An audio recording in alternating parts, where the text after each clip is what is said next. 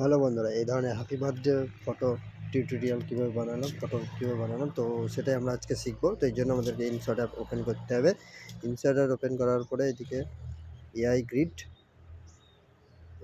Select আসার পরে দুটো ফটো সিলেক্ট করতে হবে, নিজের পছন্দের যখন দুটো ফটো। তো আমি এখানে দুটো ফটো সিলেক্ট করে নিয়েছি। তো এই জন্য লেয়ারে গিয়ে এখানে রেশিওতে গিয়ে 9:16 রেশিও সিলেক্ট করার পরে সিলেক্ট করে নিলাম। এরপরে এটাকে সেভ করে নেবো। সেভ করানোর পর আবার হোম পেজে যাবো। হোম পেজে গিয়ে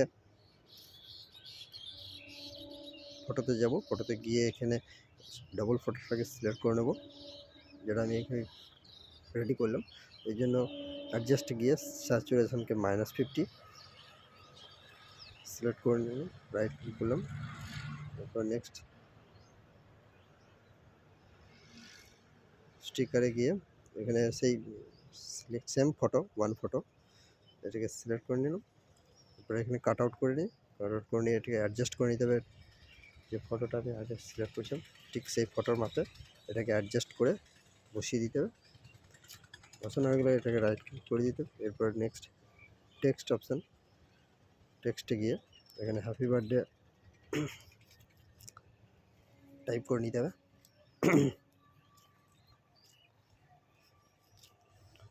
হ্যাপি বার্থডে টাইপ করার পর এখানে এই ফ্রন্টটাকে সিলেক্ট করে নিতে হবে।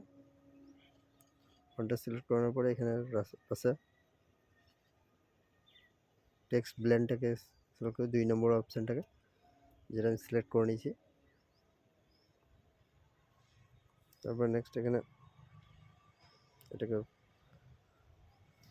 সিলেক্ট করে নিই, পিছনের ব্যাকগ্রাউন্ডটাকে টেক্সটের ব্যাকগ্রাউন্ডটাকে হাইড করে দিতে হবে।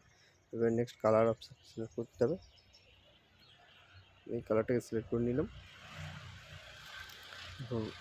বর্ডার শ্যাডো গ্লোটাকে একটু বাড়িয়ে দিতে হবে। গ্লোটাকে লেভেল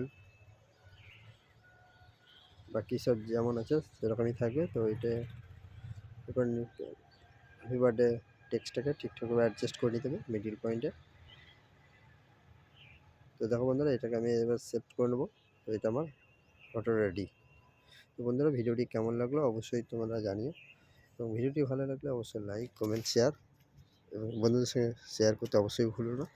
সাবস্ক্রাইব করে দিও।